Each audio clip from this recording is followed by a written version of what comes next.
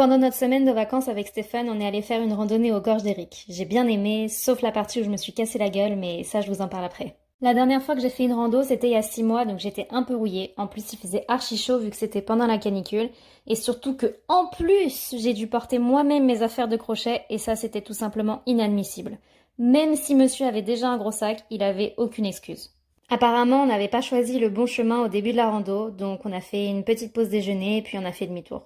Maintenant qu'on était sur le bon chemin, on n'avait plus qu'à trouver un bassin pas trop occupé pour se baigner, mais ça a pris un peu de temps vu que généralement les gens viennent dès le matin. On a repéré un bassin pas trop mal, il fallait simplement descendre un chemin à la con. On s'est baigné pour se rafraîchir un peu et ça a fait beaucoup de bien, et évidemment j'ai sorti mes affaires de crochet pour avancer sur mon projet. Une idée de ce que je suis en train de faire d'ailleurs? Pour le retour, on n'a pas voulu reprendre la descente à la con et plusieurs personnes nous ont indiqué un autre chemin.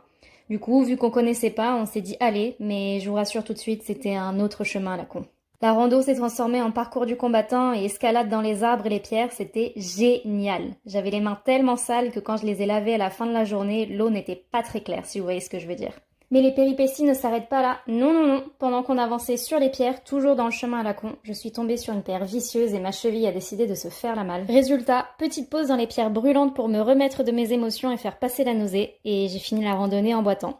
Point positif, j'ai plus à porter mon sac, enfin seulement dans les pierres. Point négatif, j'avais archi mal, mais bon, ça c'était un détail. J'avais hâte d'arriver à la voiture qui était garée en plein cagnard. Vous imaginez bien la température qu'il faisait à l'intérieur.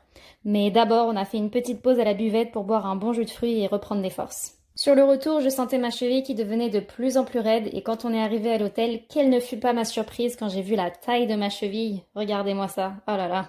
On avait prévu d'aller visiter le village et un lac à côté, mais oh, quel dommage. C'était plus sage que je reste à l'hôtel pour crocheter, me reposer. J'avais trempé une serviette dans de l'eau froide en mode système D, mais Stephen, mon sauveur, m'a rapporté des bandages et de la crème apaisante.